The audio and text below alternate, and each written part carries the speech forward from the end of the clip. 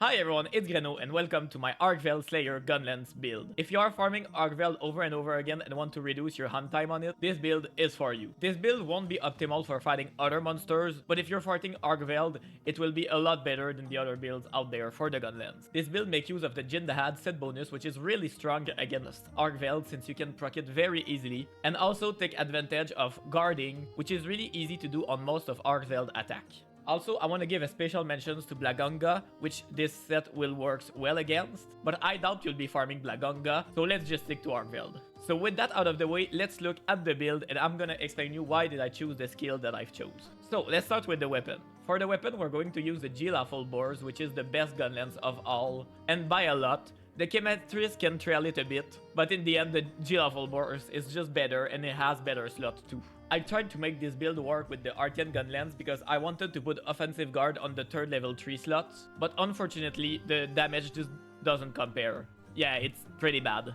It seems like no matter what I tried, the Artian Gunlance just can't work. Alright, so that's it for the weapon. Now for the armor, we're going to use 4 pieces of Jin Dahaad and 1 piece of New Hudra. We want the 4 piece Jin Dahaad because the level 2 bonus is just ridiculous. At level 2, which is what we have, the set bonus will give us an additional 50 raw damage for 3 minutes, and that skill can be kept active for most of the hunt if you're good enough. So let's go over the piece one by one. The helmet will give us 1 point of agitator, which will boost our attack whenever the monster is enraged. Next, the mail will give us bind resistance and adaptability. I've tried to replace this piece, but unfortunately haven't found any mail that I could use in this build, so we're stuck with it. But that's fine because it got a level 3 and a level 2 slot, so that allows us a bit more flexibility to slot in the skill that we want. If you found a good mail that we can use in this set while replacing the new Udra coil, feel free to tell me in the comments, but for now, we're gonna use this one. Next, for the braces, we got the Jin Dahaad braces, which will give us agitator level 1 and adaptability level 1. Next one, we have the new Udra Meyer coil that comes with resentment level 2 and a level 3 slot. Resentment will boost our attack when we have recoverable damage. I'm gonna explain a little bit later how that skill interact with our build. And for the legs, we have the Jin Dahaad short greaves, which give agitator level 2 and a level 2 slot. So our armor set will give us 4 points of agitator, which is great because agitator is one of the most powerful skill in the game and one that requires very little investment. For a charm, I went with the burst charm. We want to maximize our burst as much as possible because burst will give us a good amount of raw damage. For the weapon, I use magazine attack,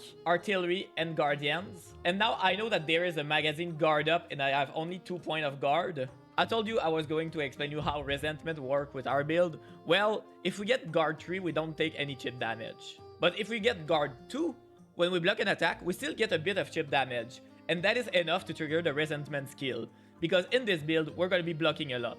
That's the whole point of the build. Even if we're blocking a lot, I still prefer to have guard level 2 so I can trigger the resentment skill without getting hit by the monster, just by taking chip damage. So I choose attack boost instead because in Monster Hunter Wilds, the shielding of the gunlance scales with raw damage. So that means whenever we can get our raw damage up, we want to do it because shielding is undeniably the most powerful attack of the gunlance. Now, as I said, I've tried to make it work with an Artian gunlance so we can get offensive guard level 3, but I really haven't found a way. So if you have found a way to get offensive guard level 3 with this set without sacrificing too much skills, let me know in the comment. I tried replacing artillery, but unfortunately after some testing, removing artillery is just a big damage decrease. So you definitely want to keep that on. So sadly, we only have offensive guard level 1, but I hope in the future we get more monsters that allow us to get up that offensive guard to level 3. Next, for the helmet, we're going to slot in 1 point of resentment so we can up our resentment to level 3. At level 3, resentment will give us a bonus of 15 raw damage when we have recoverable damage. That's quite a lot of an attack considering that we're going to have recoverable damage most of the time because we're blocking with only guard 2. So that's a free 15 attack that's really easy to keep up. Next, we have a counter jewel. For counter strike level 3, we get a bonus of 25 attack whenever we get knocked back by the monster. At level 3, counter strike will last for 45 seconds.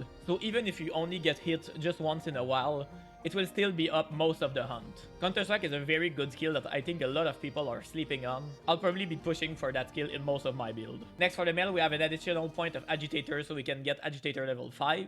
Again, this is a jewel you could technically replace with another one since we don't need Agitator level 5. From what I've seen, I think getting Agitator to level 5 is the best option though, because there aren't many skills that will give us a good raw damage increase, as much as the Agitator will give us. Next, we have another Counter-Strike Jewel to get it to level 2. For the braces, we use 1 Burst Jewel so we can up the burst level a bit. From the coil, we also have 1 Burst Jewel. That way we can get to burst level 4. And finally, for the pants, we have a third Counter Jewel, which will allow us to get to Counter-Strike level 3. For the Mantle, I recommend the Rocksteady Mantle. Since we're running Counter-Strike and Resentment, the Rocksteady Mantle will allow us to activate both of those skills without getting interrupted in our combos. I think the Rocksteady is a better value for this build than the Corrupted because of the way it interacts with the skills we have. But if you want to run the Corrupted, that's up to you. Honestly, the build is still pretty great. So that's it for the build. This will give us Artillery level 3, Guard level 2, Load Shells level 2, Attack Boost level 1, Offensive Guard level 1, Agitator level 5, Burst level 4, Resentment level 3, Counter-Strike level 3, Adaptability level 2, and Bind Resistance level 1. I think the only thing we're missing here is having the Offensive Guard level max. It would have been good to be able to slot in some earplugs or some evaded extender, but unfortunately, the damage loss we're gonna take for this build is not worth it, so I just chose to go with that. If you think this build can be improved in any way, just leave a comment and I will look into it and maybe make an update to it in the future if we realize something is better than what I've chose. But for now, that's what we have, and I think it really works very well against Arkveld. Lastly, I will show you a hunt that I did with Arkveld using this build. In this hunt,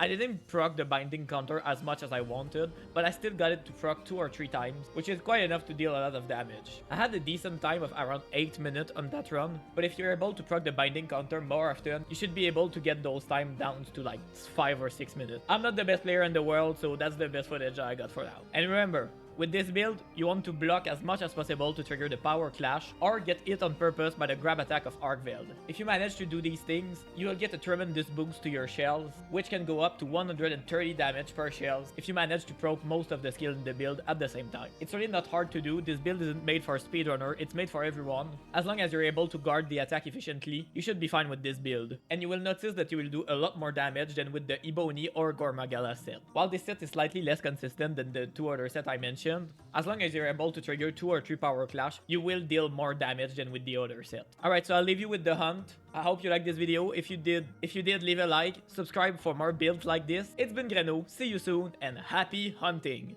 Goodbye!